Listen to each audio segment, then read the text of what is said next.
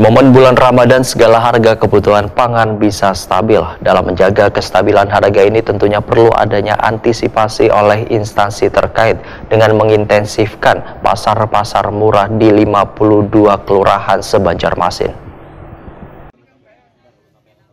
Di momen bulan Ramadan, segala harga kebutuhan pangan bisa kada stabil. Dalam menjaga kestabilan harga ini tentunya perlu ada antisipasi oleh instansi terkait dengan mengintensifkan pasar-pasar murah di 52 kelurahan se-Banjarmasin. Selain itu melakukan operasi pasar yang secara kada langsung bisa memberikan efek, bisa menekan kenaikan harga pangan di pasaran. Demikian diperlihatkan anggota Komisi 2 DPRD Banjarmasin Zainal Hakim, Takuni Prima TV tengah hari Rabu, 13 Maret 2024. Politisi PKB ini pun berharap para pedagang bisa menyesuaikan harga kebutuhan pangan ini. Karena bila permintaan tinggi dan persediaan berkurang, maka harganya melambung tinggi.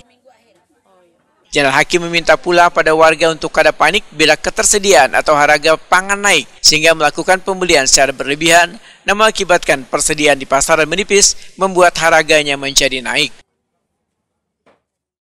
Ya, jadi memang kita berharap bahwa tentunya para pedagang, kemudian juga masyarakat, artinya ketika berkegiatan ekonomi tentunya bisa menyesuaikan. Tentunya ketika ketersediaan bahan pokok juga menyesuaikan dengan kebutuhan.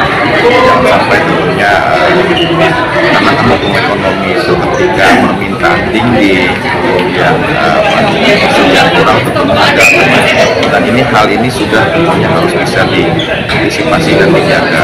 Apakah itu baik pedagang, distributor dan lain sebagainya. Nah, dari sisi masyarakat sendiri juga tentunya jangan ada kepanikan dengan artinya melakukan stok barang dan sebagainya.